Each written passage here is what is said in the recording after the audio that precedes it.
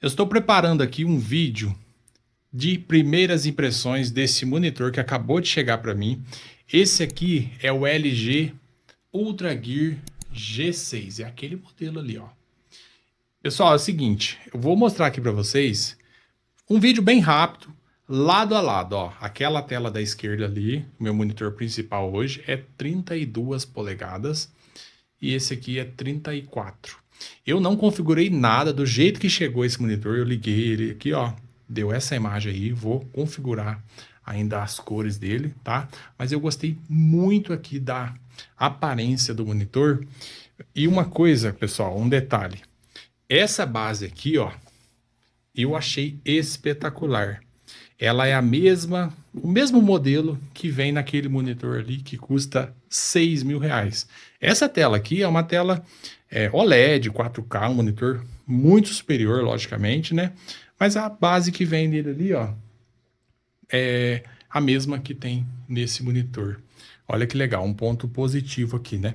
Essa tela aqui, ela tem 1800 R de curvatura. Acabei de tirar ele aqui, estou preparando o vídeo aqui de primeiras impressões. A caixa está aqui do lado ainda. Assim, algumas especificações desse monitor para vocês verem. É uma tela 21:9, sRGB 99%, 160 Hz, 1 milissegundo MBR. É um monitor 3440 por 1440p. É um monitor gamer, tá bom? Você quer um monitor para jogar? Fica de olho no canal que logo mais vai sair aqui no caso, um vídeo de primeiras impressões dessa tela. Depois, logicamente, eu vou fazer um review bem completo do jeito que eu faço aqui no canal. Se você gosta de telas, olha a quantidade de telas que eu tenho. Tem outros monitores aqui em casa também, o AOC, Asus, tá guardado, Husky. A ideia é colocar lado a lado aqui também depois para a gente fazer uns comparativos. Mas esse aqui é o mais novo lançamento da LG. É um monitor que tem uma aparência muito bonita.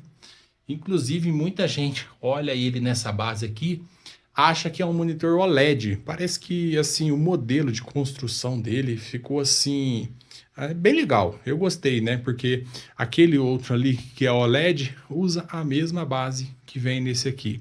Mas esse aqui é um painel VA, beleza? Pessoal, então fiquem de olho aí no canal que logo mais eu vou colocar esse monitor aqui no lugar do meu principal ali para mim começar aqui mostrando para vocês as primeiras impressões. Então, dá um curtir nesse vídeo. Também não se esqueça de se inscrever no canal e ativa o sininho aí para vocês serem notificados, ok? Até mais.